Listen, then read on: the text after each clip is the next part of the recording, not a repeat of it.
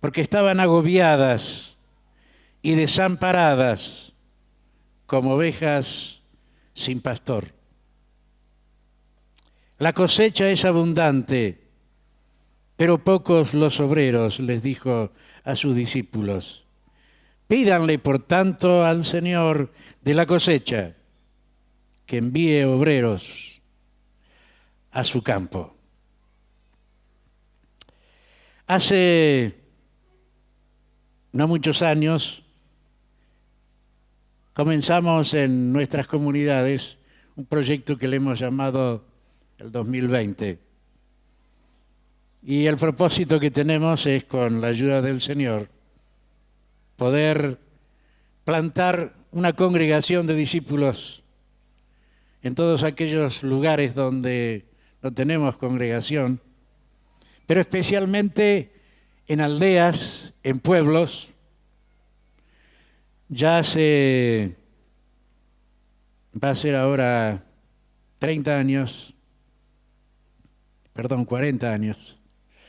se me cayó una sota, que estoy dedicado al trabajo de extensión en este querido país que Dios nos ha dado. Y realmente he podido sentir la gracia de Dios acompañándonos para ir plantando congregaciones en distintos pueblos, aldeas. No son grandes congregaciones, no son mega iglesias, son congregaciones, algunas de 300, 400 personas, otras de 40 y hasta de 20 puede ser. Y en estos últimos 3 años hemos podido plantar unas 18 nuevas congregaciones en lugares muy especiales, como Tras la Sierra, en Córdoba, como en la montaña casi en San Juan, en Valle Fértil, en La Rioja. Y lo que quiero decir es que hemos sentido un gozo tan profundo de poder ver cómo la obra y los obreros van creciendo juntos. Alguna vez pensé y reconocí que esta oración del Señor, pídanle al Señor de la mies, que envíe obreros a su mies. En esta versión dice, pídanle por tanto al Señor de la cosecha que envíe obreros a su cosecha, o a su campo, perdón. Alguna vez pensé que la obra y el obrero van juntos, que la obra se desarrolla porque hay obreros que el Señor envía. Y en medio de todos estos años se me ha acuñado una frase en mi mente y en mi corazón, que cada lugar necesita un obrero y cada obrero necesita un lugar. Simplemente porque si hay un lugar donde predicar el Evangelio y no va el obrero, ese lugar no va a tener una nueva iglesia o no va a escuchar la palabra del Señor. Y si hay un obrero que no tiene un lugar donde predicar, tampoco se va a desarrollar. Entonces, quiero decirles que no tengo duda que la obra y los obreros van creciendo juntos para la gloria de Dios.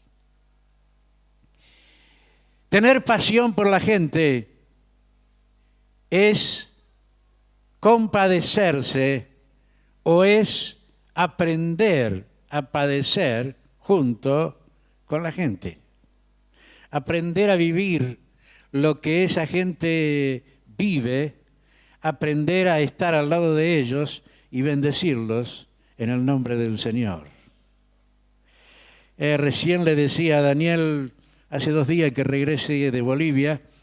Sinceramente no pensé que iba a volver el martes, pero tuve que quedarme un día más por un terreno que estamos adquiriendo allá. Y bueno, se me fueron atrasando los días y llegué antes de ayer a la madrugada. Pero cansado, pero feliz. Porque he visto cómo la obra del Señor se va desarrollando de una manera extraordinaria. Ustedes saben que he sido discípulo de Keith Benson por muchos años y me considero todavía discípulo de él. En los últimos 5 años de su vida, él quiso estar en Bolivia. Yo me acuerdo, hace como 20 años íbamos por la principal plaza de Santa Cruz de la Sierra y uno veía ahí un bullicio de gente, uno iba para acá, el otro para allá. Para mí no había mucha cosa interesante ahí. Mucho olor a comida porque los bolivianos son de muy buen comer. No sé si hay algún boliviano aquí, pero no conozco ningún boliviano que se va a morir de hambre en Bolivia. Ellos comen todo el día y hacen chicharrón de pollo, chicharrón de cerdo, salen a las calles, toman un plato de sopa, qué sé yo, se la pasan comiendo, la verdad. Y uno puede sentir el olor a comida por todos lados. Así que yo estaba más impactado por eso que por lo que pasaba. Pero de repente Kid me miró y me dijo, qué hermosa que es esta gente. Qué hermosos que son. Yo le pido a Dios que los últimos días de mi vida lo pueda pasar aquí en Bolivia. En esos tiempos él estaba sumamente ocupado, comprometido con 1000 compromisos en Argentina, en América Latina, en Europa.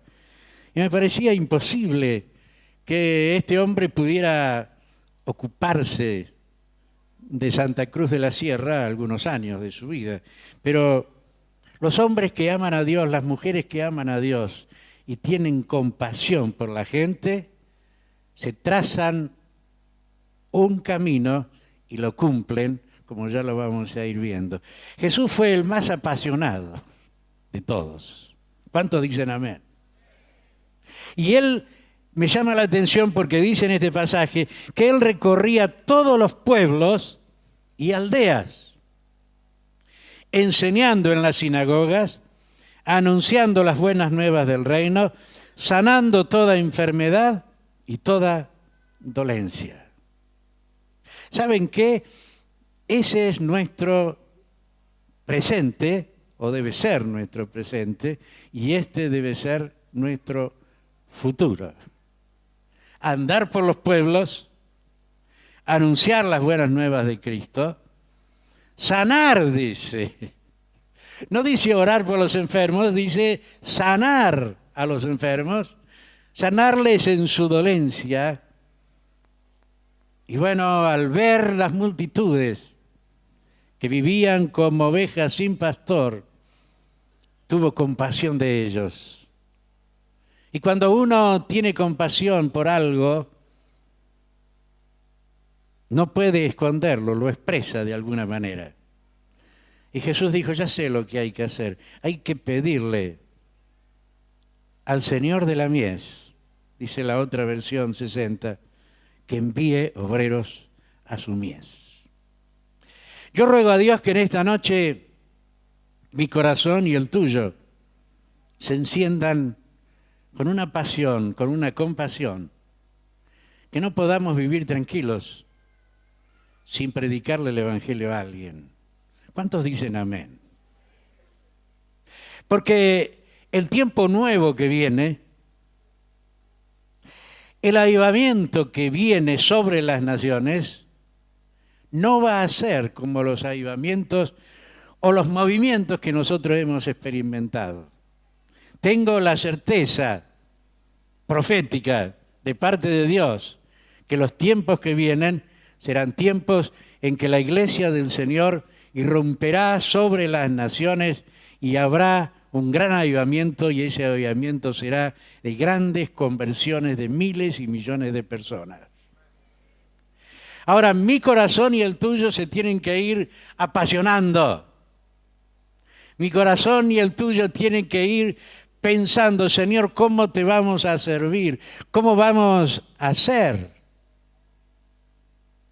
Al estar estos días en Bolivia, miré 20 años para atrás y no podía creer las cosas que han sucedido. En primer lugar, mi pastor pasó sus últimos 5 años en Bolivia.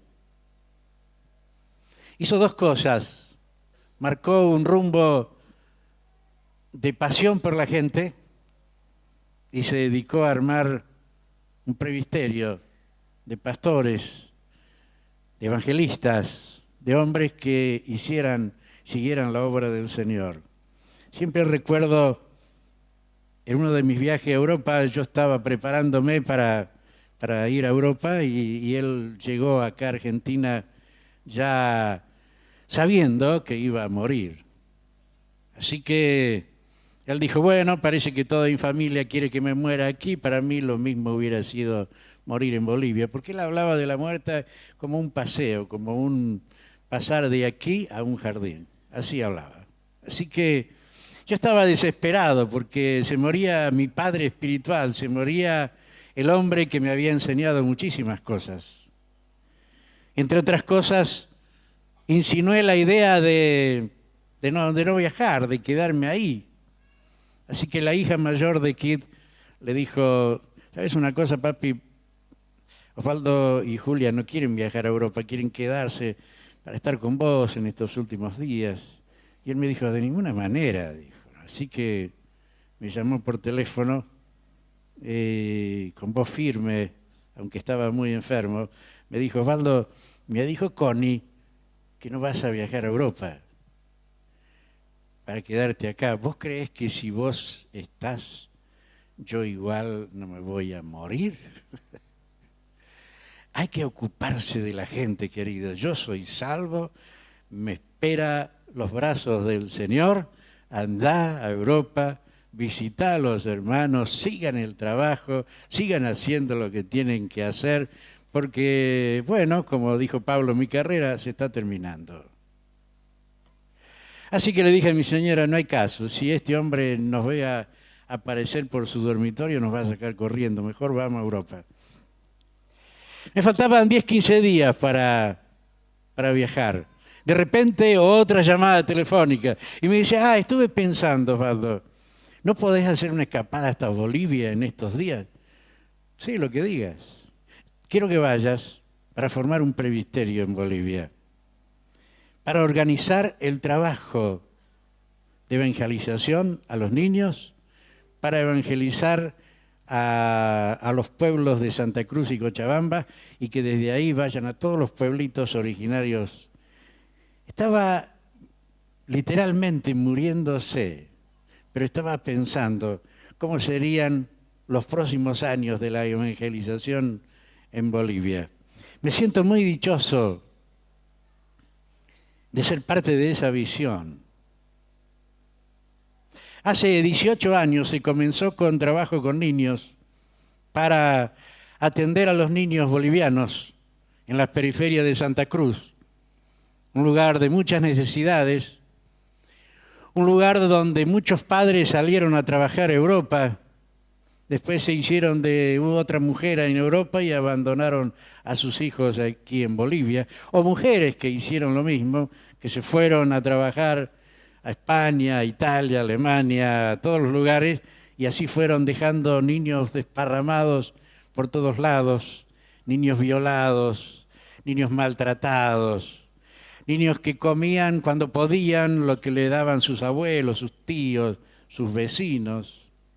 Y entonces comenzó una carga sobre los hermanos de Bolivia de cómo hacer algo. Y bueno, lo primero que se hicieron fue comprar un terreno y armar un pahuiche, le llaman allá, esos quinchos que le llamamos nosotros acá. Y 4 o 5 hermanas se armaron de buena voluntad y de mucha pasión y comenzaron a cocinar diariamente para esos niños. Comenzaron con unos 30, 40, 100, 150, 200, 300 y ahora le están dando de comer a 830 niños. La pasión por la gente se tiene que ver en hechos concretos. La pasión por la gente es porque tenemos una visión de lo que nos está pasando a nosotros y de lo que le está pasando al mundo. Me llama mucho la atención este versículo y me encanta porque no hay nada mejor para poder darnos cuenta cómo se encuentra la gente, porque vio que toda la gente vivía como ovejas sin pastor. Yo no sé cuántos conocen el campo, pero la oveja es un animalito muy sencillo. y necesita ser guiado. Una ovejita o 3 o 4 en medio del campo sin pastor no saben ni para dónde ir, viven asustados, viven inseguras, viven sin saber para dónde ir. Eso es una oveja sin pastor. Y creo, queridos hermanos, que si nosotros hoy nos ponemos a mirar a nuestro alrededor, también podemos decir, hay una multitud que nos rodea, que vive como oveja sin pastor. Amén.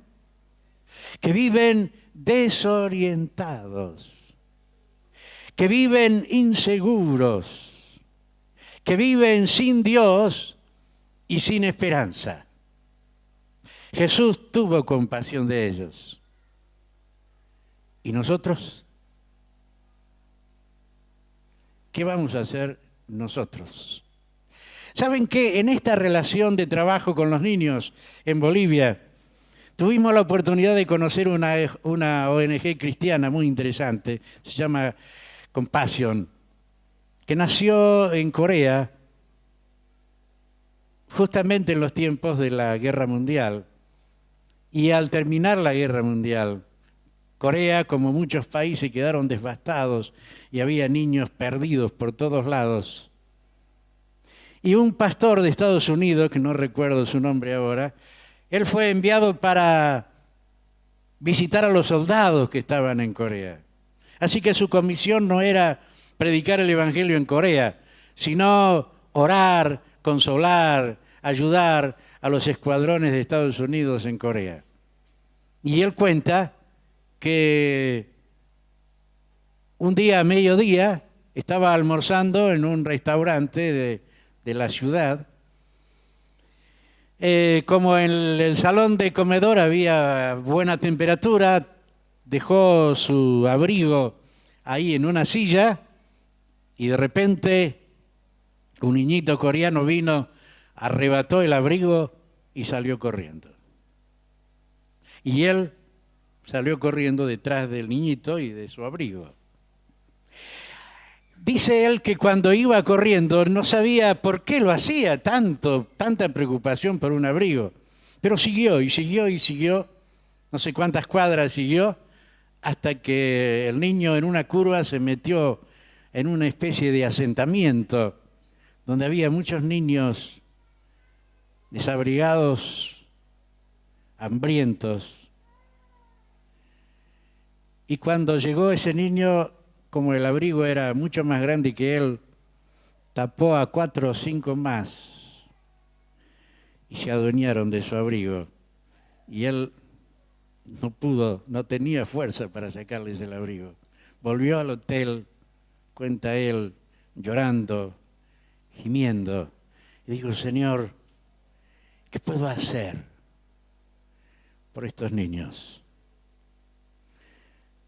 Y el Señor le dijo palabras sencillas, porque Dios no anda con muchas vueltas. ¿Se acuerda cuando había 5.000 que no tenían para comer? ¿Se acuerdan? Los discípulos empezaron a hacer cálculos y le dijeron: Señor, ¿por qué nos despides a esta gente? Porque mira que ya viene la noche y han estado todo el día acá y a ver si le tenemos que dar de comer nosotros. Y Jesús, ¿qué les dijo? Denle ustedes de comer. ¿Cómo? Que le den ustedes de comer. Pero Señor, es imposible.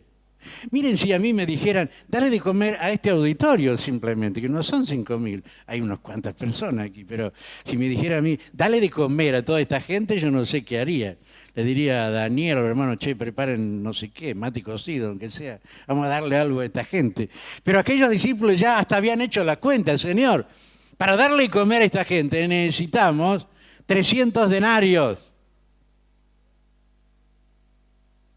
Y aparte quizá la panadería ya está cerrada, el almacén también. Empezaron a razonar como nosotros razonamos. En vez de razonar tanto, tenemos que apasionarnos.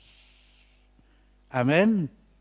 Repetí conmigo. En vez de razonar tanto, tenemos que apasionarnos. Medio flojo, ¿no? empezá a apasionarte aunque sea hablando. En vez de razonar, tenemos que apasionarnos. Tenemos que sentir lo que esa gente siente. En el griego, que no conozco nada del griego, solamente sé que Grecia queda para aquel lado, pero en el griego, compasión o compadecerse es pensar con las entrañas. ¿Me entiendes? No es pensar solamente con la cabeza.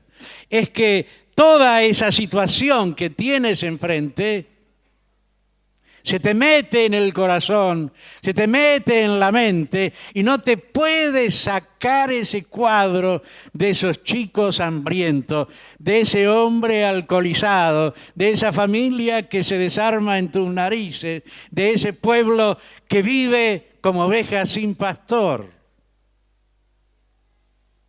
Nosotros somos buenos para razonar, pero Dios es compasivo. Amén. Dios es compasivo. Sigue contando este hombre que no podía hacer menos que volver al lugar donde estaba y compró algo de comida y volvió a llevarle a esos chicos. Luego ya se volvía a Estados Unidos, pero tuvo compasión de estos chicos y pidió a la misión donde él trabajaba si por favor lo dejaban ir a trabajar a Corea. Y le dijeron, ¿y qué vas a hacer? Quiero darle de comer a niños. Así que comenzó a buscar recursos, se los dieron y comenzó a dar de comer a unos 20, 30 niños. Después comenzó un padrinazgo de niños. Y para hacerla corta, esa ONG Compasión hoy está dando de comer a 1.400.000 niños en el mundo.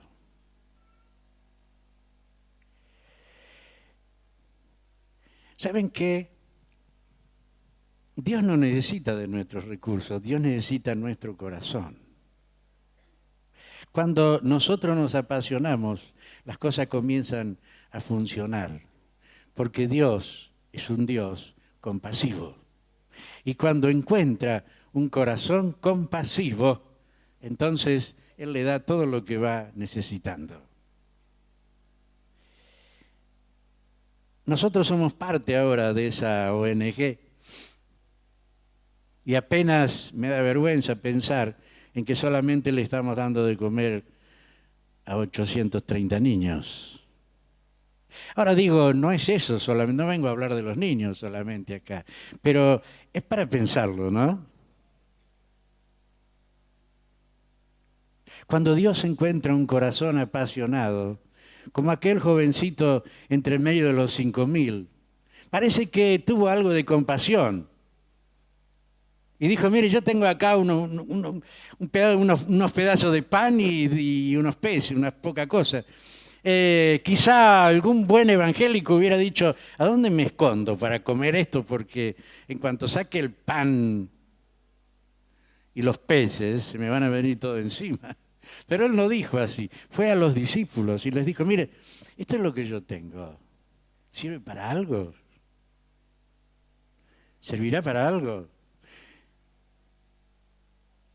Y estos discípulos fueron y se animaron y dijeron, hay un muchacho ahí que dice que tiene unos panes y unos peces. Bueno, tráeme eso aquí. Dios hace milagros. Le encanta hacer milagros.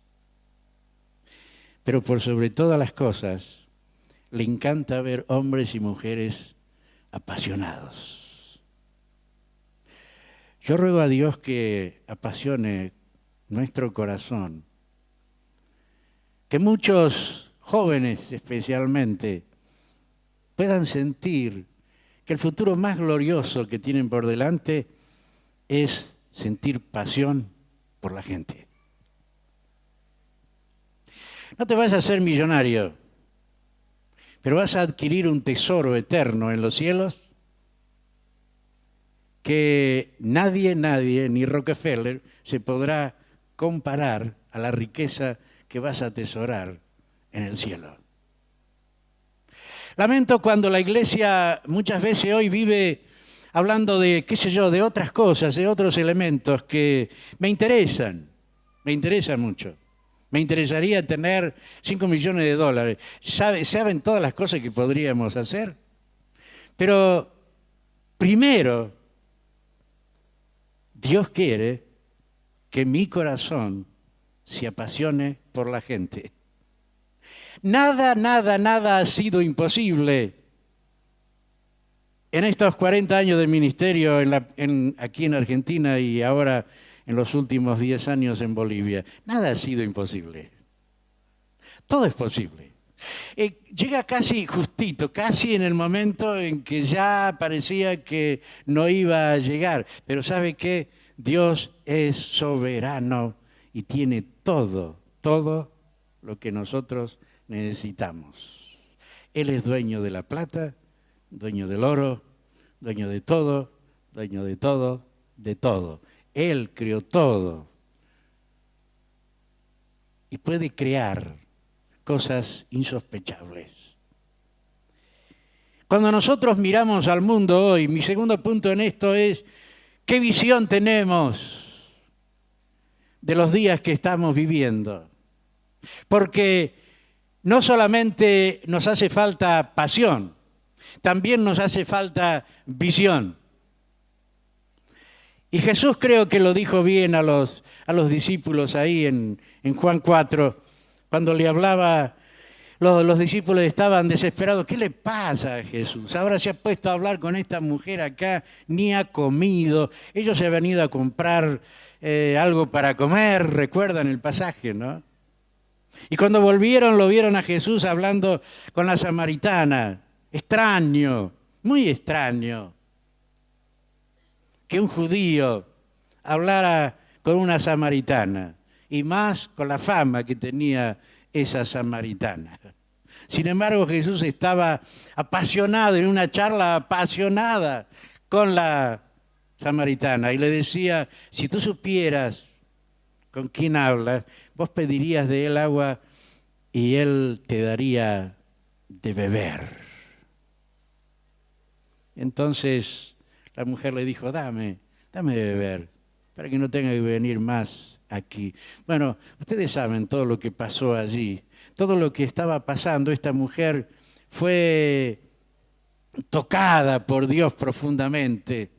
Dios desnudó su corazón e inmediatamente mostró toda la pobreza, por no decir la miseria que vivía. Era una mujer que había tenido 5 maridos y el que tenía ahora tampoco era su marido. Así que cuando ella se vio que estaba ante un profeta, quizá ante el Mesías, subió corriendo a Samaria y anduvo gritando por las calles de Samaria, ¿saben? He encontrado a alguien que me ha dicho todo. Quizá sea el Mesías. Ya voy a tocar más adelante cómo debe ser nuestra evangelización. Les digo para que vayan entendiendo, debe ser hecha en el poder del Espíritu Santo. Debe ser hecha en el poder de Dios. Una palabra, no cualquier palabra, una palabra que abra el corazón. Dice Pablo que desnude el corazón de la persona que lo escuche hasta que pueda decir, verdaderamente Dios está entre esta gente. El tiempo que vivimos tiene que ser conocido por nosotros. Tenemos que tener una palabra, una visión profética de lo que se vive en Argentina, de lo que se vive en América Latina, de lo que se vive en Europa, de lo que se vive en Asia, en África y en todos los continentes. Desde que tengo uso de razón, nunca he visto tan convulsionado al mundo. Nunca he visto tan huérfano al mundo. La última vez que estuve aquí me pidieron que hablara sobre la paternidad. Y la verdad que al estudiar la palabra y mirar, Yo digo, hoy Dios necesita una iglesia que tenga esa gracia paternal para entender la necesidad de un mundo que vive sin esperanza, un mundo que vive sin Dios y sin esperanza. Cuando nosotros hablamos del tiempo moderno, que no sé a dónde lo podemos cortar para entrar a hablar de la posmodernidad en la que estamos viviendo, tenemos que entender que en años pasados, en el siglo pasado, ahí nomás, cerquita, que muchos de nosotros lo hemos vivido, había líderes en el mundo. Había hombres por los cuales uno de alguna manera representaban y daban cierta confianza, cierta paternidad política, aunque sea. Yo recuerdo siempre cuando se hablaba de las cumbres de los presidentes de Alemania, de Inglaterra, de Rusia, de Estados Unidos, cuando se juntaban estos hombres como Adenauer, como aún Nikita Khrushchev, o qué sé yo, Eisenhower. Estoy hablando de hombres que algunos no los conocieron, aún Kennedy. Eran hombres realmente que brillaban, por más que nosotros no estuviéramos de acuerdo políticamente con ellos. Había centenares de millones de personas que iban detrás de ideologías, o de la ideología socialista, o de la ideología de derecha, o conservadora, como quiera que decirles. Hoy ni la izquierda ni la derecha ofrecen ninguna seguridad, no ofrecen ninguna ilusión. El de izquierda a veces se mete en programas y en proyectos de derecha, y el de derecha quiere decir izquierdista. Es que ni los políticos saben, ni los grandes líderes del mundo saben para dónde ir, porque todo se va desmoronando. Ha llegado el día en que Dios se reirá de ellos. Quizás estamos en el momento profético de la palabra que dijo que cuando ellos digan paz y seguridad, vendrá la destrucción. ¿Se acuerdan de ese pasaje? Yo creo que estamos en ese tiempo en que la paz y la seguridad de las naciones están sacudidas por todos lados, y estamos ante un mundo que vive sin Dios y sin esperanza, que vive como oveja sin pastor, y ellos no necesitan de una iglesia religiosa, necesitan una iglesia apasionada, de una iglesia que sepa llorar por el que sufre, de una iglesia que sepa perderlo todo para ganar a alguien, de una iglesia que sepa llorar en la presencia de Dios para que Dios haga algo en esta ciudad, en este barrio, en este país, en este continente. Dios va a respondernos, porque Dios quiere usarnos, no tengo ninguna duda. Pero digo que cuando los discípulos llegaron a donde estaba Jesús, al verle tan entretenido, ellos se preocuparon: Jesús no ha comido nada. Entonces le dijeron: Señor, ¿vas a comer algo? Y él simplemente les respondió: mi alimento es hacer la voluntad del que me envió. En Juan capítulo 4, versículo 34. Mi alimento es hacer la voluntad del que me envió y terminar su obra, les dijo Jesús. ¿No dicen ustedes que todavía faltan 4 meses para la cosecha? Yo les digo, abran los ojos y miren los campos sembrados. Ya la cosecha está madura. Esto habla de visión. Alcen los ojos y miren los campos sembrados, dice esta versión. Porque la cosecha ya está lista. Hermanos, no tenemos que esperar un llamado. Algunos puede ser que tengan un llamado especial a un trabajo muy especial. en esto de evangelizar, que Dios llame a evangelistas, llame a profetas, apóstoles, a dedicar toda su vida al ministerio. Pero hay un llamado que es para todos los discípulos, para todo aquel que ha creído en Cristo Jesús. La gran comisión la vemos en los evangelios, al final de los evangelios de Marcos, de Mateo, de Lucas. Ahí está con claridad. El Señor les dijo: id y haced discípulos a todas las naciones, predicándoles el evangelio. El que creyere y fuere bautizado será salvo. Aleluya. Y les dijo que hicieran eso y que Él iba a estar todos los días hasta el fin del mundo. La verdad que me apasiona hablar de esto.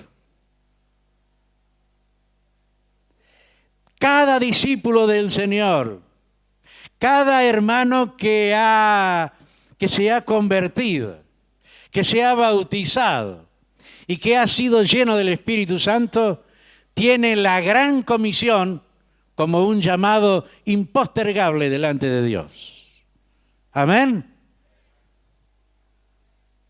Mi abuelo se convirtió cuando tenía 72 años. Y él siempre me decía, porque los últimos años vivió en casa, y como yo era el único hijo que había quedado en casa, dormía en el mismo dormitorio. Y no sé por qué el viejo casi todas las noches me decía: qué privilegio el tuyo de haber conocido a Cristo desde niño. ¿Cuántos años perdí? Y estaba lleno de artrosis y de reuma y de qué sé cuánto. Pero yo me acuerdo, mi abuelo se ponía un abrigo, agarraba el bastón, llenaba sus bolsillos de tratados y iba por el barrio ahí a golpear la puerta y a entregar un tratado, un mensaje del Evangelio. Yo estoy arrepentido, y quiero confesarlo, de que en los primeros años de nuestra hermosa renovación criticamos la evangelización hecha puerta a puerta, la evangelización personal y muchas cositas que tienen que ver de la organización. Ya me he arrepentido hace años. He pedido perdón a Dios y si tengo que pararme con un megáfono en medio de una plaza no tengo ningún problema, lo voy a hacer. Porque lo importante no es lo que yo haga, sino que un pecador se arrepienta. Bendito sea Dios. He aprendido a amar a la gente. ¿Saben por qué? Porque alguien me amó a mí y me amó a mi familia. Alguien se preocupó para que yo entendiera que si no me arrepentía, iba a vivir una vida perdida y una eternidad en el infierno. Esa gente que me habló del Evangelio cuando yo era un niño de 6, 7 años, en este tiempo, en estos últimos años, ha calentado mi corazón. Y tengo lleno de recuerdos a cada hombre, a cada mujer que me llevaba a predicar el Evangelio a las esquinas, que me hacía predicar el Evangelio en una cocina, en un grupo casero, en lo que fuera, en lo que fuera. Predica la palabra, dice Pablo, en tiempo y fuera de tiempo. Pablo era un apasionado. A Pablo las cadenas no le impedían, aún con cartas, anunciar que Jesucristo es el Señor y que todos tienen que conocer el Evangelio. Vivir apasionado es vivir haciendo algo por alguien. Si Dios no te da un ministerio a multitudes, eso no quiere decir que Dios no te dé ministerio a una persona o a 2 personas, ¿me entiendes? Los hospitales están llenos de gente necesitada. Los geriátricos están llenos de gente necesitada. Las colas en los bancos de la gente jubilada que espera allí, menos mal que ahora en algunos bancos han puesto sillones o sillas para que se siente. Pero también es ahí una buena oportunidad para predicar el Evangelio. Es una buena oportunidad para predicar el Evangelio en la cola del colectivo o viajando en el colectivo. A mí me dio una vez una lección al revés, un mormón. Yo viajaba de Constitución a la calle Casero y Boedo. Son 10, 15 minutos de colectivo. Y una mañana fría, eran, no sé, las 6:30, yo entraba a las 7 de la mañana al trabajo.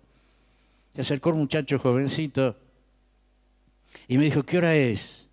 Y le dije, son 7:20 más o menos. Si usted me da 2 minutos, yo quiero decirle que Jesús murió por usted. Un mormón.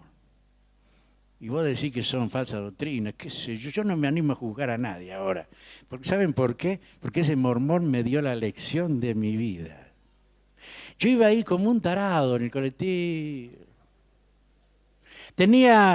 Vieron que en los colectivos dice 37 pasajeros sentados.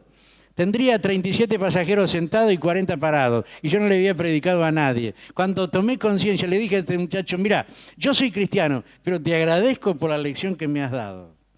Te prometo que de ahora en adelante no viajaré en este colectivo sin decirle a alguien, yo quiero decirte en 2 minutos que Cristo te ama.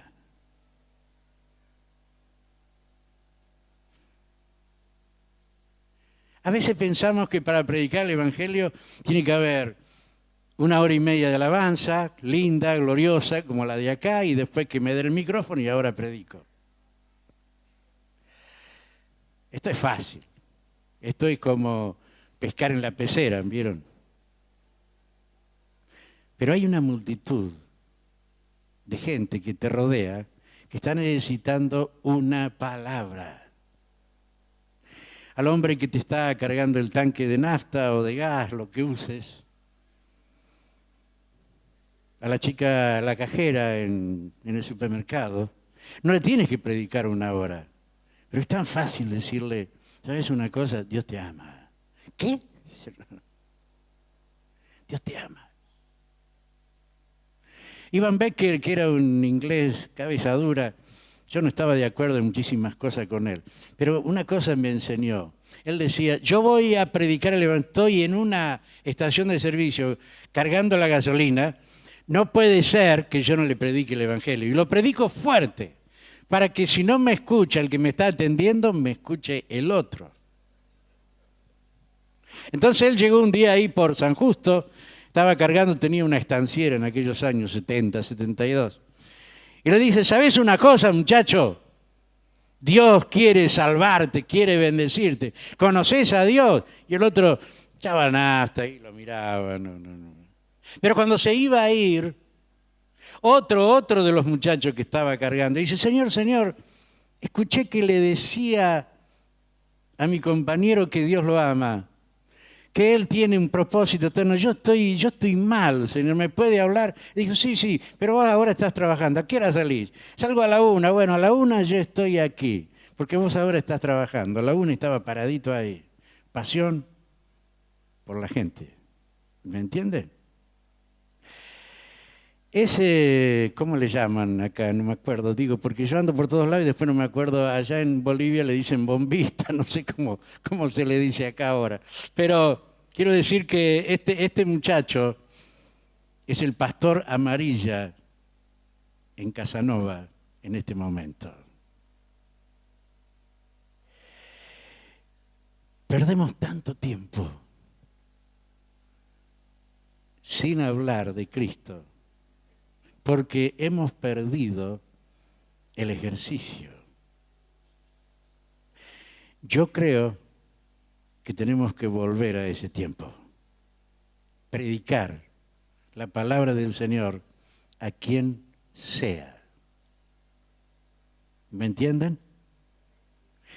Alzad los ojos y mirad los campos, porque están listos para la cosecha. Esta era la gran lección. Digo que uno puede tener una gran pasión por Dios y todo está muy bien.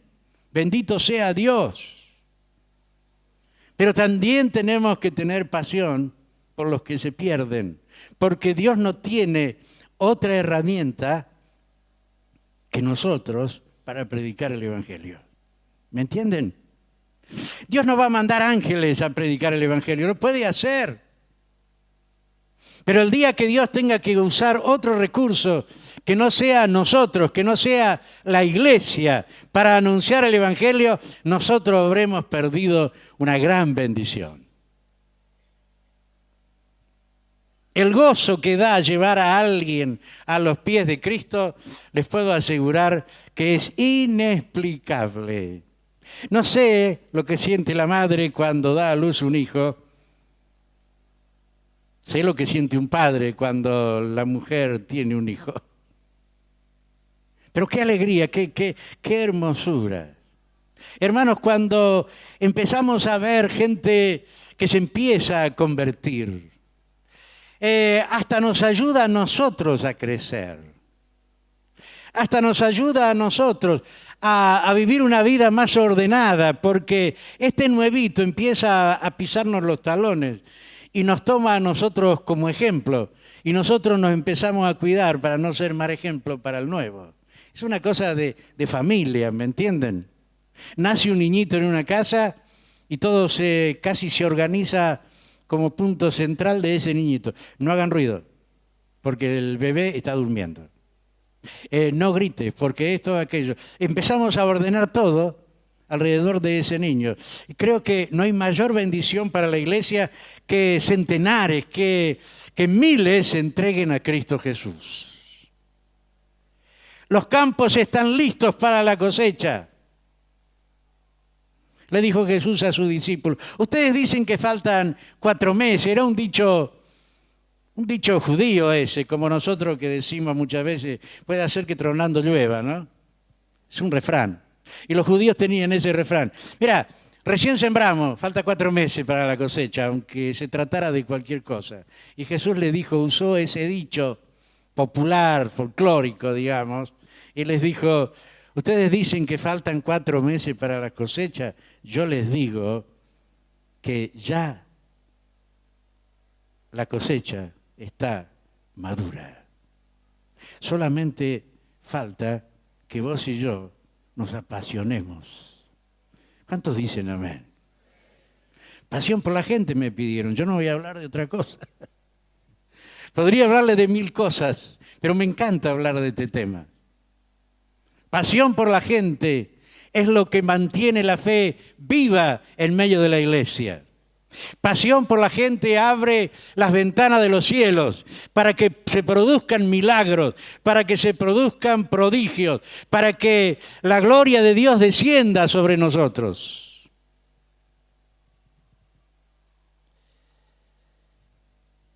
Cada vez que pasa un milagro que Dios hace, somos sacudidos en lo más profundo de nuestro ser. No estamos acostumbrados, pero para Jesús parece que era una cosa cotidiana, según lo dice Mateo. Jesús iba por las aldeas, iba por los pueblos, sanando a los enfermos, así que cubriendo las necesidades de ellos. Y al ver las multitudes, tuvo compasión de ellos. Cuando empezás a funcionar con el corazón de Dios, es imparable. Se hace imparable. Uno no puede dejar de parar. Hace 2 años dije estratégicamente, en medio de las iglesias que pastoreo, yo tengo una mesa chica, le llamo, de 5 varones que Dios me ha dado por compañeros. Me siento muy feliz con ellos. Y con ellos estamos pastoreando unas 80 iglesias, todo lo que es el movimiento aquí en Argentina y parte de Bolivia. Y les dije, hermanos, yo siento que en 2 años, porque voy a cumplir 70, yo me voy a hacer un paso atrás o uno al costado, no sé para dónde, donde ustedes me ubiquen, pero prepárense porque ustedes tienen que seguir para adelante. Métale. Y lo dije en un retiro de pastores y obreros. Cuando terminó el encuentro, todos se me vinieron encima y dicen, ¿cómo dijiste eso así delante, así sin previo aviso? Es que lo dije para comprometerme. Yo no sé qué Dios quiere dentro de 2 años conmigo. No sé. A muchos no les gustó, pero justo venía el encuentro de Argentina Oramos por Vos en Córdoba y el pastor Braida estaba hablando con la calidad que Dios le ha dado y dijo, los veteranos tienen que empezar a abrir lugar para los nuevos. Y yo tenía a uno de esos compañeros al lado y le hice de codito, escuchá lo que dice Braida. Y lo repitió otra vez y contó de un pastor que se había atado con cadenas al púlpito y no daba lugar a que los jóvenes pudieran seguir trabajando. Y yo dije, escuchá lo que dice. Y yo digo, gloria a Dios, por fin hay alguien que dice algo como la gente. Les digo, dijo, a los veteranos que no tienen que dar un paso al costado ni atrás, tienen que dar un paso adelante. Y el otro me tocó y me dijo, escuchá lo que dice Braida. Así que quedé atado en mis propias palabras y les puedo asegurar, no sé qué pasa. Uno de mis mejores hombres, digo así mis mejores, perdonen mi arrogancia, pero uno de mis mejores hombres, Dios lo llevó hace pocos meses. Y yo quedé sorprendido. No sé si he tenido otro hombre al lado tan apasionado, con tantos deseos de ver. Soy testigo que en las rutas, cuando hemos viajado muchas veces, no le alcanzaba con orar. Paraba el auto, se arrodillaba y hasta se planchaba. Quedaba planchado en el piso orando por las necesidades de la gente, por lo que fuera. Joseph me dijo, era tan bueno que no podía quedarse entre nosotros. Eso me consuela, pero la verdad, hermanos, en vez de parar, tengo más trabajo que antes. No sé cómo seguirá, pero yo sé que el Dios que nos envía, que el Dios que nos apasiona, tiene todo el poder para bendecirnos. Quiero ir terminando con Romanos 15. Pablo le está hablando a la iglesia de Roma. Ya ha terminado toda la parte, yo diría, teológica de esta carta. Y él empieza a preparar su final. Por eso tengo 3 puntos que quiero concretar con ustedes. En primer lugar, como dije, pasión. En segundo lugar, tener visión de lo que nos rodea. Y en tercer lugar, ejecutar lo que tenemos que hacer. No nos podemos pasar la vida deshojando margaritas en la cocina de nuestra casa o en el living de nuestra casa. De nada sirve que cuando ves los noticieros te conmuevas hasta las lágrimas, si no estás dispuesto a hacer algo. Pablo era un hombre apasionado. Y él le dice a los romanos en el capítulo 15 y versículo 8, este magnífico pasaje dice así: les digo que Cristo se hizo servicio de los judíos para mostrar la fidelidad de Dios a fin de confirmar las promesas hechas a los patriarcas y para que los gentiles glorifiquen a Dios por su compasión, como está escrito. Por eso te alabaré entre las naciones, cantaré salmos a tu nombre. Entre otros pasajes dice, alégrense las naciones con el pueblo de Dios. Y en otra parte, alaben al Señor naciones todas, pueblos todos, canten alabanza. A su vez, Isaías afirma, brotará la raíz de Isaí, el que se levantará para gobernar las naciones. En él los pueblos pondrán su esperanza. Que el Dios de la esperanza los llene de toda alegría y paz a ustedes que creen en él, para que rebosen de esperanza por el poder del Espíritu Santo. Por mi parte, hermanos míos, estoy seguro de que ustedes mismos rebosan de bondad, abundan en conocimiento y están capacitados para instruirse unos a otros. Sin embargo, les he escrito con mucha franqueza sobre algunos asuntos, como para refrescarles la memoria. Me he atrevido a hacerlo por causa de la gracia que Dios me dio para ser ministro de Cristo Jesús a los gentiles, yo tengo el deber sacerdotal de proclamar el Evangelio de Dios, a fin de que los gentiles lleguen a hacer una ofrenda aceptable a Dios, santificada por el Espíritu Santo. Por tanto, mi servicio a Dios es para mí motivo de orgullo en Cristo Jesús. No me atreveré a hablar de nada sino de lo que Cristo ha hecho por medio de mí para que los gentiles lleguen a obedecer a Dios. Lo he hecho con palabras y obras, mediante poderosas señales y milagros por el poder del Espíritu de Dios. Así que, habiendo comenzado en Jerusalén, he completado la proclamación del Evangelio de Cristo por todas partes, hasta las regiones ilíricas.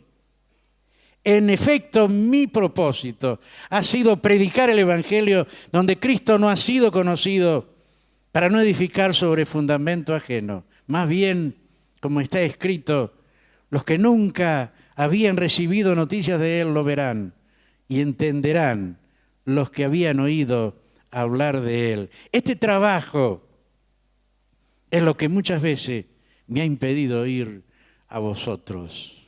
¡Qué cosa hermosa! ¡Qué apóstol! ¡Qué siervo de Dios! Está diciendo, hermanos, quiero decir 3 cosas con este pensamiento. Cada persona que conoce a Cristo es una ofrenda a Dios. Amén. No es un número más, no es un miembro más de la iglesia. Cada persona que conoce a Cristo, dice Pablo, es una ofrenda espiritual a Dios. Ya sabemos todos que la única cosa que une al cielo y en la tierra, que hay gozo en el cielo y en la tierra, es cuando un pecador se arrepiente.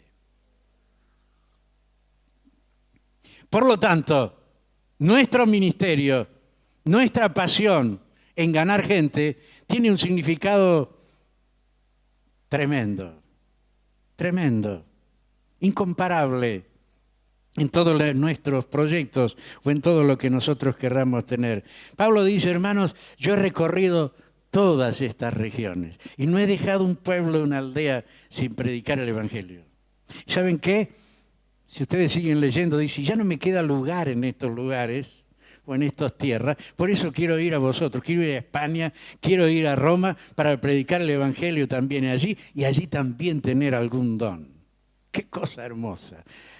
Cuando leía una vez acerca de la vida de Pablo, me llamó la atención una expresión del escritor que decía, Pablo era un hombre que siempre estaba pensando en la próxima persona a la cual hablarle de Cristo Jesús. Y creo, hermanos, que ese es el gran legado apostólico que hemos recibido de parte de Dios, de parte de los apóstoles, de parte de nuestros padres espirituales. Porque no estamos aquí por un capricho ni porque nos pagaron algo. Estamos aquí porque hubo hombres y mujeres que supieron gemir en la presencia de Dios. Hombres que supieron largar todo para que la gloria de Dios se establezca en nuestros corazones. Hoy a la mañana estaba pensando en esta reunión y me acordé que del último reipo que estuve sentado allí donde están sentados los pastores.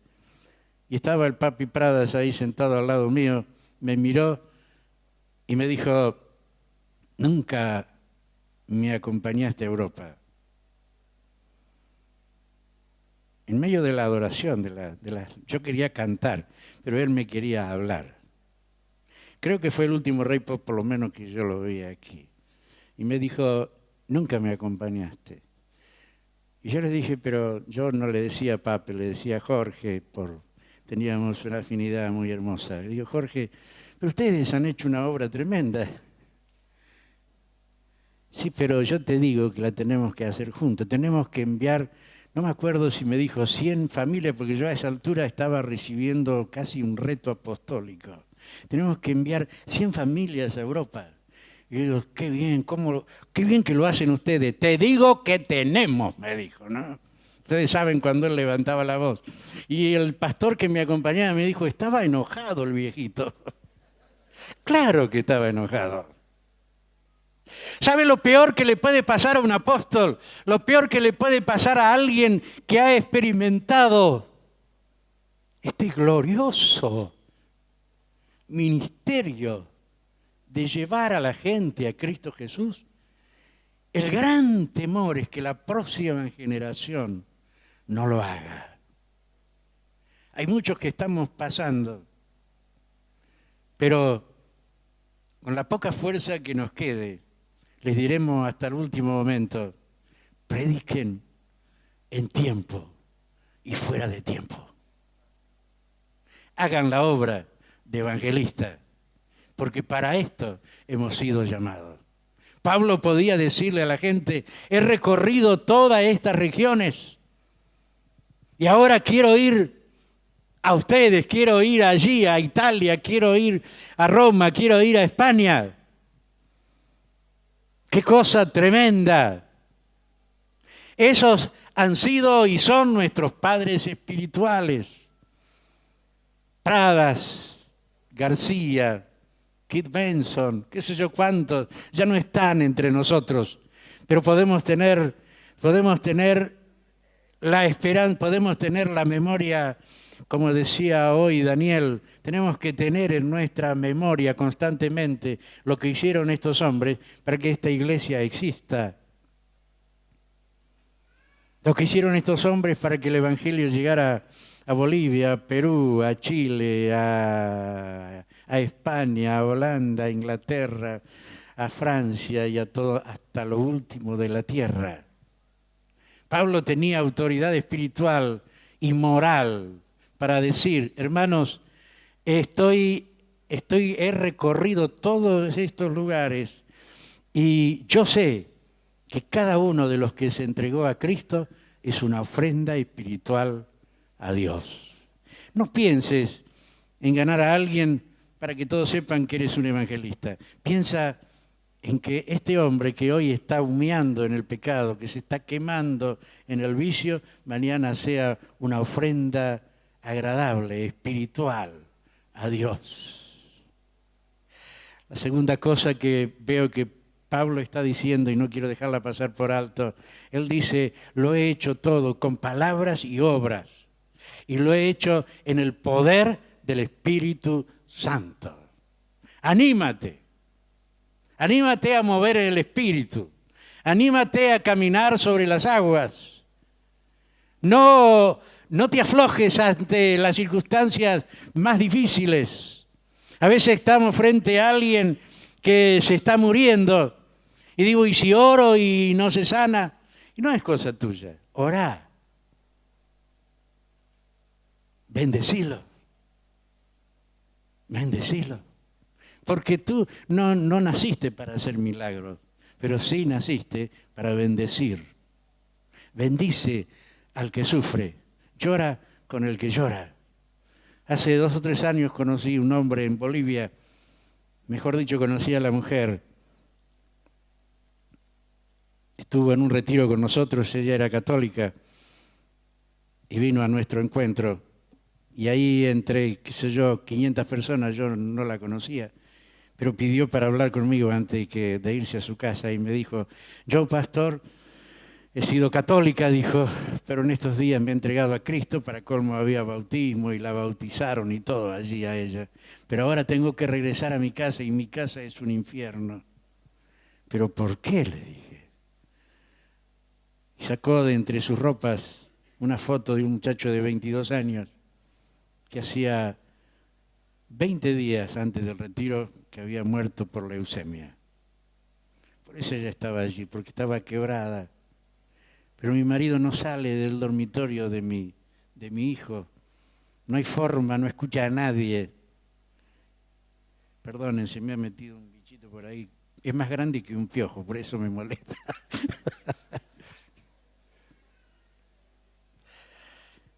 Entonces le dije, quiero ver a tu marido. No lo va a recibir, pastor, no lo va a recibir.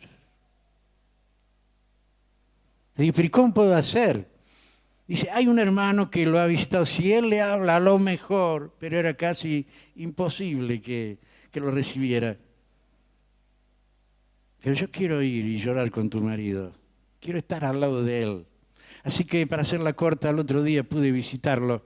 Cuando llegué, ellos son gente, tienen una casa muy amplia, muy hermosa, en un predio casi de 1 hectárea, una galería enorme, y allí estaban varios parientes, entre ellos los padres de ella, los padres de él, y salió este hombre con barba de varios días, bastante desalineado, y desde 2 o 3 metros me dijo, sermones no, ¿eh? Entonces yo le dije, no vengo a darte un sermón. Me levanté de mi silla y fui, lo abracé, creo guiado por el Espíritu Santo, porque no lo podía inventar a eso, no iba preparado para eso. Pero lo abracé, vine a llorar con vos, porque Jesús nos enseñó que hay que llorar con el que llora. Y lloramos, les puedo asegurar que lloramos. Este hombre lloraba, me mojó toda la camisa, y yo no sé qué le mojé a él, pero lloramos intensamente. Luego que terminamos de llorar ahí un rato, nos sentamos, tomamos algo fresco, y él nos dice, bueno, pastor, no sé si quiere decirnos algo. Y yo les dije, sermones no. Solamente quiero decirles que me he enterado que el hijo que partió está en la presencia de Dios, porque este hermano le predicó el Evangelio y él conoció a Dios. ¿Y saben qué? Dios ha entrado a esta casa por este muchacho. Y todos eran inconversos allí. Si ustedes quieren algún día encontrarse con Evaristo, se llamaba el muchacho, podrán hacerlo, porque Cristo murió para él y murió para todos ustedes. Miren, yo quedé asombrado. Ese día se convirtieron 14 personas en esa galería. Y no fue un tiempo de emoción. Cada vez que voy, en estos días pasados, anduvo haciéndome de chofer por todos lados. Él dijo, yo me acuerdo cuando llegó a casa, qué falta de respeto la mía, decirle que sermones no. Le digo, no, está bien, porque a veces los evangélicos nos pasamos dando sermones sin compasión. Mejor es llorar con el que llora que 1000 palabras. Pablo podía decir en el poder del Espíritu Santo, el poder del Espíritu Santo es consolador. Y para terminar, Pablo tenía como única prioridad en su vida predicar el Evangelio.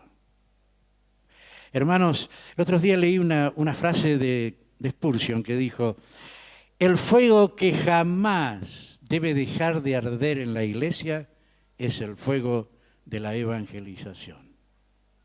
Y yo quiero dejarles esta palabra en esta noche. Gracias por la atención, gracias por el amor que siempre experimento aquí. Yo quiero rogar a Dios para que la pasión de Cristo nos inunde. Y para que mañana ya no seas el indiferente de la semana pasada. Que le hables a todos, en tiempo y fuera de tiempo. Predica la palabra para la gloria de Dios. Ponete de pie, por favor.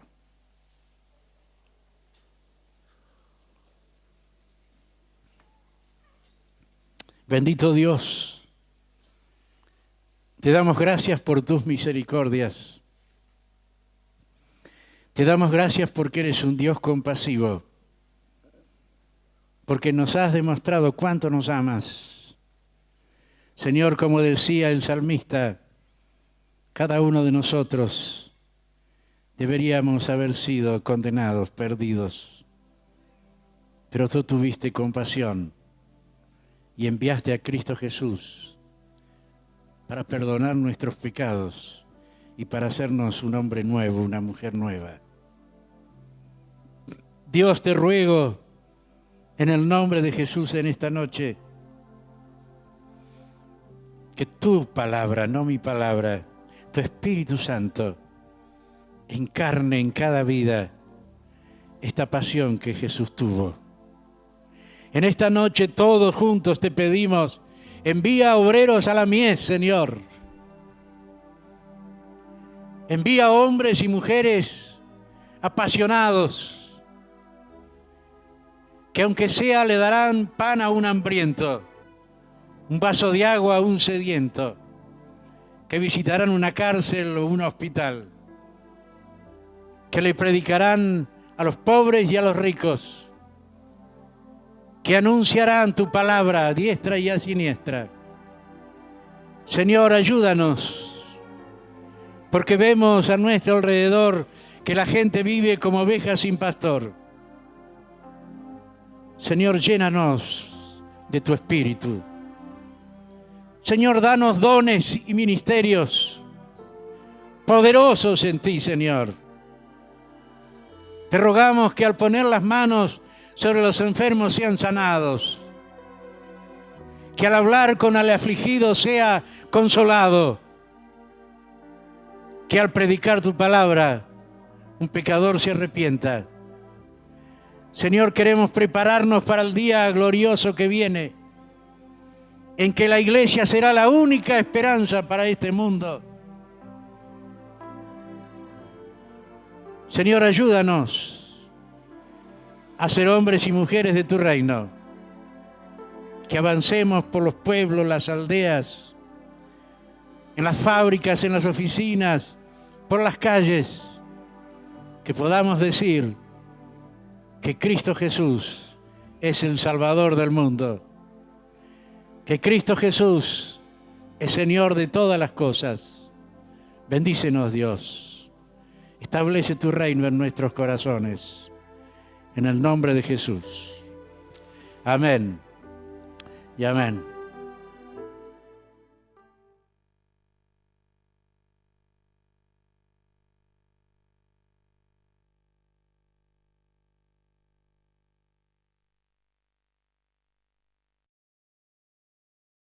He guiñado una frase en mi mente y en mi corazón, que cada lugar necesita un obrero y cada obrero necesita un lugar.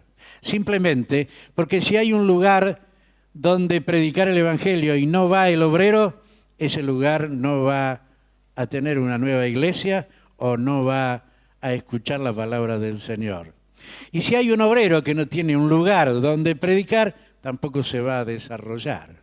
Entonces, quiero decirles que no tengo duda que la obra y los obreros van creciendo juntos para la gloria de Dios. Tener pasión por la gente es compadecerse o es aprender a padecer junto con la gente. Aprender a vivir lo que esa gente vive, aprender a estar al lado de ellos y bendecirlos en el nombre del Señor. Recién le decía a Daniel, hace 2 días que regrese de Bolivia, sinceramente no pensé que iba a volver el martes, pero tuve que quedarme un día más por un terreno que estamos adquiriendo allá y bueno, se me fueron atrasando los días y llegué antes de ayer a la madrugada, pero cansado pero feliz.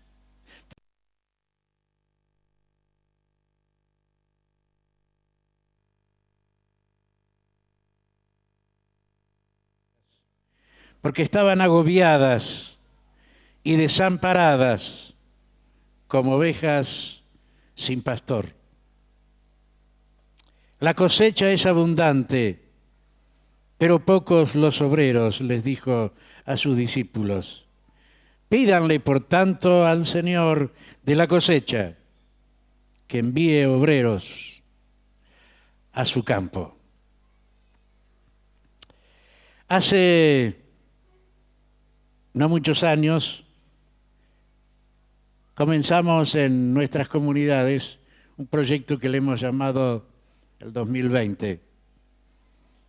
Y el propósito que tenemos es, con la ayuda del Señor, poder plantar una congregación de discípulos en todos aquellos lugares donde no tenemos congregación, pero especialmente en aldeas, en pueblos.